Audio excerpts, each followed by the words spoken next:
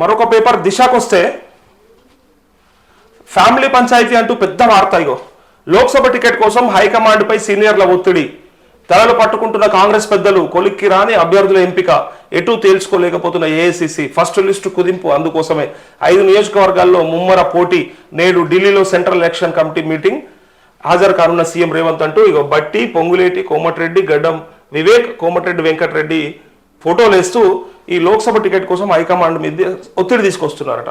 ఎందుకు తీసుకొస్తున్నారు అంటే ఇంకా వాళ్ళ కుటుంబ సభ్యులని, వాళ్ళకు సంబంధించిన అనుయాయుల్ని దింపడానికి ప్రయత్నం చేయడానికి చేస్తున్నటువంటి ఇవన్నీ కూడా లెక్కలు. అందుకోసమే విపరీతమైనటువంటి పోటీ ఉంది.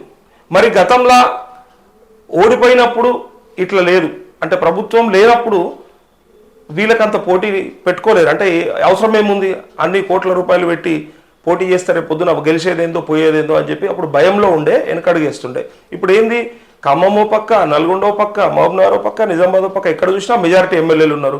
ఎట్లయినా సరే మాకు ఎంపీ సీటు వస్తుంది, ఎంపీ కైవసం చేసుకోవచ్చు అని చెప్పి కూడా రేటు కూడా బాగా పలుకుతుందని వింటున్నాం బయట. ఎందుకంటే 100 కోట్లు పెట్టైనా సరే ఎంపీ కావాలని అనుకుంటూ చాలా మంది ఉన్నారట.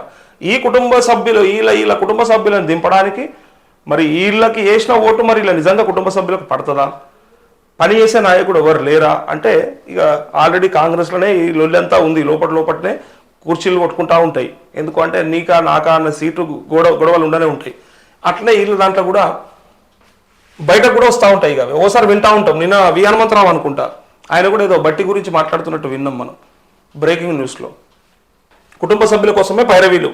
వీళ్ళ ఆలోచన అంతా అసలు నాయకులది ఎట్లా ఉంటుందంటే చెప్పడం బయటికి మాత్రం ప్రజల కోసమే మాట్లాడతాం, ప్రజల కోసమే కొట్లాడతాం. అసలు ప్రజా సమస్యలే మా జెండా అని చెప్తారు కదా, ప్రజల అభివృద్ధి కోసం పాటుపడతామంటారు కదా. కాదు, వాళ్ళ కుటుంబ సభ్యుల కోసం,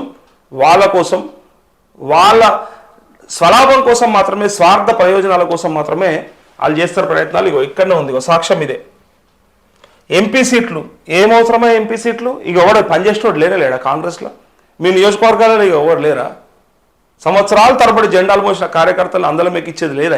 ఇక మీరే ఉండాలన్నా, ఇండ్ల మీరే, అల్ల మీరే, అన్నిట్ల మీరే, అంత మీరే ఉండరు. మరి ఒక్కొక్క కుటుంబంలో 3-4 గతంలో కేసీఆర్ను చూసే కదా, ఒక్కింట్లో 4 అయింది, 4గురికి ఉద్యోగాలు అయింది. మాకు ఇంటికో ఉద్యోగం ఇస్తా అన్నాడు, ఇయ్యకపాయ అని చెప్పి 4 ఉద్యోగాలు తీసుకుంటే 4 గురించి రోజు మాట్లాడిన మనమే ఇలా మా ఇంట్లోంచి అని చెప్పి అంటుంటే మరి ప్రజలు ఎట్లా విశ్వసిస్తారు, ప్రజలు ఎట్లా ఆదరిస్తారు అనేది కూడా చూడాలి భవిష్యత్తులో.